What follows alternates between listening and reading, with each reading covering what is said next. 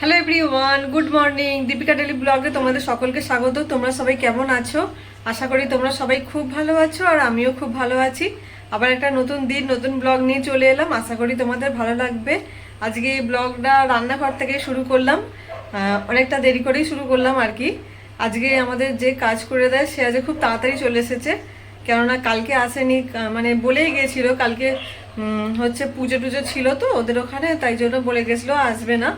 তাই জন্য আজকে খুব তাড়াতাড়ি চলে এসেছে, তাই জন্য আমি আর ব্লগটা শুরু করা হয়নি, ও কাজ করছিল বলে। তো কাজ টাজ করে দিয়ে গেল, আমিও রান্নাঘরে চলে এলাম। এখন ওই 6:45 মতো বাজে। তো রান্নাঘরে এসে গেছি, এবার কি রান্না হবে না হবে সব ঠিক করে নিলাম। সব সবজি বের করে নিলাম ফ্রিজ থেকে। তো চলো কি কি রান্না হচ্ছে না হচ্ছে সবটাই তোমাদের সাথে শেয়ার করব। আশা করি তোমাদের ভালো লাগবে। তো সব সবজিগুলো বের করে নিয়েছি, কি কি রান্না হবে সব ঠিক করলাম।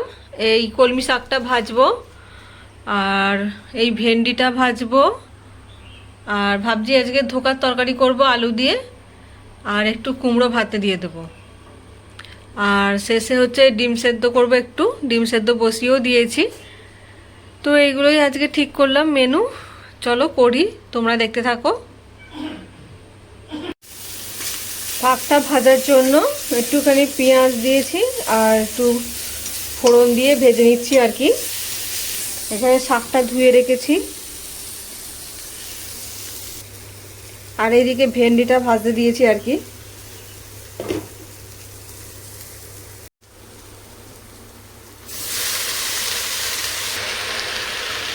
দেখে মনে হচ্ছে কত শাক, হ্যাঁ, এক কড়া ভর্তি। ভাজার পর কত কমে যায়, তাই না? তো এটা ভাজা হোক, ধোকা করব, তার জন্য আলু টালু কেটে নিই, আলু টমেটো। কলমি শাক ভাজাটা প্রায় হয়েই গেছে, এবার নামিয়ে নেব আর কি।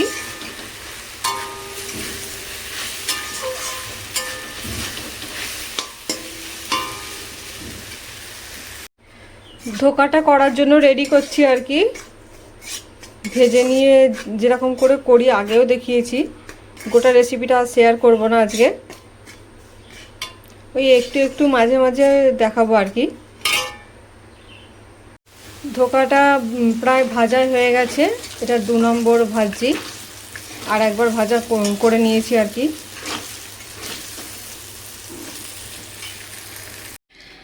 আজ কি কি রান্না করলাম তার একটা ফাইনাল লুক দেখে নাও।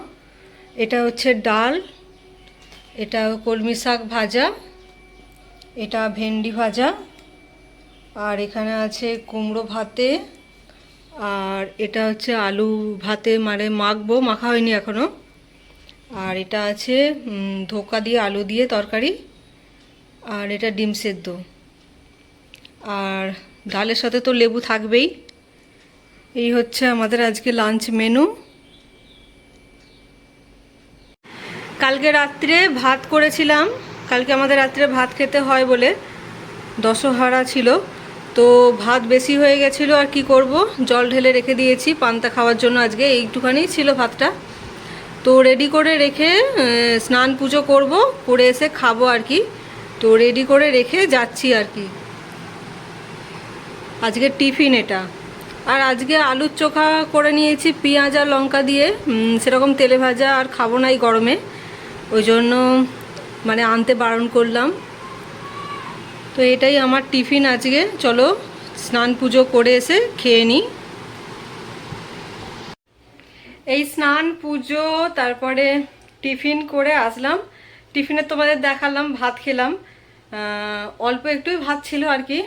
একটুখানি ভাত হলেও পেটটা বেশি ভরে যায়, তাই না? টিফিন আমি বেশি ভারী খেতে চাই না। টিফিনে ওই একটু টুকটাক খেলাম, ঠিক আছে। টিফিনটা যদি ভারী হয়ে যায় তাহলে দুপুরে আর কিছু খেতে পারি না, মানে সেই ভালোভাবে ভাতের খিদেটা আর আসে না, তাই না? তাই জন্য আমি টিফিনটা খুব কম, মানে দেখেওছো আমার ব্লগে যে টিফিন আমি খুব কম কম করে খাই। মানে কোনোদিন ছাতু খেয়ে নিলাম, কোনোদিন চা বিস্কিট খেয়ে নিলাম। যেদিন ওই চাউমিন টাউমিন বা ম্যাগি ট্যাগি করি না, সেদিনকে আমার ভাতের খিদে আর থাকে না। তো যাই হোক, এক একদিন হয়ে যায়, আর রোজ ছাতু খেতেও তো ভালো লাগে না, তাই না? রোজ বেশ ছাতুটা খেয়ে নিলে ভাতের খিদেটা খুব সুন্দর আসে। তো তো হয়ে গেল, মোটামুটি সব কাজই হয়ে গেছে। এবার একটু বসবো, বসেই ফোন টোন ঘাঁটবো। আর আপাতত কিছু কাজ নেই। তো আজকে তো ঈদ আছে, সকল বন্ধুদের জানাই ঈদ মুবারক। আজকে দিনটা তোমরা খুব ভালোভাবে কাটাও, খুব ভালো কাটুক তোমাদের। খুব অনেক জায়গায় ঘুরতে যাও নিজেদের পছন্দ মতো, যেমন আমরাও যাই। আজকে আমরাও বেরোবো, একটু দেখি বিকালের দিকে। সব কিছু অনুষ্ঠান বা অকেশানে বেশ সেলিব্রেট করতে ভালোই লাগে, তাই না? তো আজকেও আমরা একটু ঈদের বেরোনোর ইচ্ছা আছে, দেখি এদিক ওদিক একটু ঘুরবো আর কি। তো চলো এখন আপাতত বসি, আবার একটু পরে আসবো তোমাদের কাছে। এই বসে আছি, ভাত বাড়বো এবার, মানে খেতে যাব, লাঞ্চ করব। তো লাঞ্চ করার আগে একবার ভাবলাম আসি, ভিডিও করে নিই একটু। তো লাঞ্চ করে নিয়ে বিকালে দুপুরে একটু ঘুমাবো ভাবছি। ঘুমাবো, ঘুম পেলে ঘুমাবো, না হলে ঘুমাবো না। যেমন কালকে ঘুম আসেনি তাই ঘুমাইনি। আর কি বলতো, আজকে বিকালে ভাবছি একটু বেরোবো। আজকে তো ঈদ, আজকে অনেক রাস্তাঘাটে ভিড় হবে। তো একটু বেরোতে ইচ্ছা করছে আর কি। তো বিকালের দিকে আজকে একটু বেরোবো ভাবছি। দেখি কতদূর কি হয়। যেটা ভাবি এক এক সময় সেটা তো হয় না, তাই না? এক এক সময় ভেবে রাখি যে বিকালে বেরোবো, আজকে এইটা করব সেটা করব, এক একদিন হয় না ওইগুলো। আবার যেদিনকে কিছু ভাববো না, হঠাৎ করে বসে থাকবো, চলো বেরোই বলে বেরিয়ে পড়ি। এই হচ্ছে ব্যাপার। তো লাঞ্চ টাইম হয়ে গেছে, দেখি ভাত বাড়বো এবার। আর কি বলতো, যেদিনকে মানে ধোকার তরকারি টরকারি করি না, সেদিনকে মানে খুব ভালো লাগে খেতে। আর যেন শাক সবজি মানে ভালোই লাগে না। আমি তো পটলের তরকারি করিই না বলতে গেলে। পটল কেনা হয়ে পড়ে আছে, পটলের তরকারি করছি, এই আজ নয় কাল নয় করেই যাচ্ছি। যেন ভালো লাগে না খেতে তরকারি, পটল বলো ঢ্যাঁড়স বলো। আমি তো ভেন্ডিটা সবসময় ভাজাই খাই। তো আজকে ওই ধোকার তরকারি করেছি, তবু একটু ভাতটা ভালো লাগবে খেতে। আর পটলটা দেখি কালকে করে নেব, নাহলে তো নষ্ট হয়ে যাবে, বেশ অনেক দিন হয়ে গেল এনেছে পটলটা। তো পটলটা হচ্ছে চিংড়ি টিংড়ি পড়লে তখন বেশ খেতে ভালো লাগে, কিন্তু সবসময় তো আর চিংড়ি নিয়ে আসা হয় না। আর চিংড়ি আনলেও প্রচুর খাটুনি, সেটা একা হাতে সব বাছা ধোয়া রান্না করা অনেকটা সময় লেগে যায়, যেন আর ধৈর্যে কুলোয় না, তাই না? তো প্রচণ্ড পরিমাণে গরম, কবে যে বর্ষা নামবে তার ঠিক নেই। ভেবেছিলাম হয়তো এবারে জামাই ষষ্ঠীটা খুব গরম, মানে একদম বাজেভাবে কাটবে, কিন্তু জামাই ষষ্ঠী যে এত সুন্দরভাবে কাটবে ভাবতে পারিনি। ওয়েদারটাও খুব ভালো হয়ে গেছিলো রাতের দিকে। রাতের দিকে কেন, সকাল থেকে ওয়েদারটা মানে মোটামুটি ভালোই ছিল। সকালের দিকে খুব সুন্দর ঠান্ডা ঠান্ডা হাওয়া দিচ্ছিল, বেলার দিকে তো গরম থাকবেই, তাই না? তো বিকেলের দিকে খুব সুন্দর ঘুরলাম, আর সুন্দর হাওয়াও দিচ্ছিল। তোমরা তো দেখেইছো আমার জামাই ষষ্ঠী ব্লগ, দেখেই বুঝতে পেরেছো কতটা এনজয় করেছি। একসঙ্গে সবাই মানে একসঙ্গে সবাই একসঙ্গে থাকলে বা এলে কি মজাটাই না হয়, তাই না? তো দুর্গাপুজোর সময় আবার একসঙ্গে হব। দুর্গাপুজো তো আর বেশি দিন বাকি নেই। তো ওইটা একটা আনন্দ হওয়ার ব্যাপার আছে, একসঙ্গে হব সবাই বোনেরা মিলে। তো দেখা যাক কতদূর কি হয়। এক্ষুনি থেকে দুর্গাপুজোর প্ল্যান করা শুরু করে দিচ্ছি আর কি। তো চলো ভাত বেড়ে নিই, ভাত খেয়ে নিই, খেয়ে দিয়ে আর এখন আসবো না। সেই বিকেলে যদি যাই রেডি হয়ে তোমাদের কাছে আসবো, ঠিক আছে? তো চলো খেয়ে নিই। কি অবস্থা দেখো, এই রুটি করে এলাম, মানে রুটি করতে গেছি, এত ঘেমে যাচ্ছে এত ঘেমে যাচ্ছে কি বলবো। ফ্রিজ থেকে বের করে মুখে তো জল দেওয়া আমার স্বভাব, সেটা তোমরা যারা আমার ব্লগ দেখো তারা জেনেই গেছো। তো জল দিয়ে এলাম মুখে, জল দিয়ে এসে এখনো পর্যন্ত ফ্যান চালাইনি, বসে আছি তোমাদের সাথে একটু ভিডিও করে নেব বলে। মানে এত গরম যে থাকা যাচ্ছে না। তারপর একটু বেরোবো, এদিক ওদিক ঘুরবো আর কি।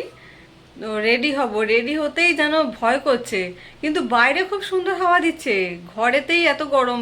যখনই আমরা মানে গরমের সময় বাইরে বেরোই না, বাইরে অতটা গরম হয় না যত গরম ভেতরে, আমাদের ঘরের মধ্যে অত গরম।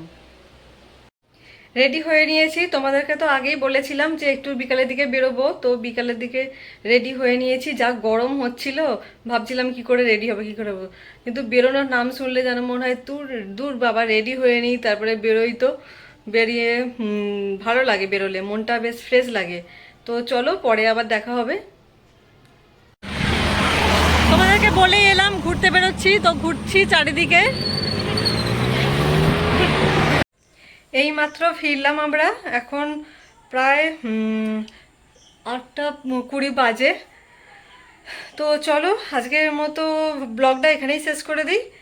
তো আমার ব্লগ যদি ভালো লেগে থাকে তো লাইক করে দিও, কমেন্ট করে দিও। আজকের মতো tata, bye bye, good night, sweet dream. সকলে খুব ভালো থেকো, সুস্থ থেকো। আবার দেখা হবে কালকে একটা নতুন ব্লগের সাথে।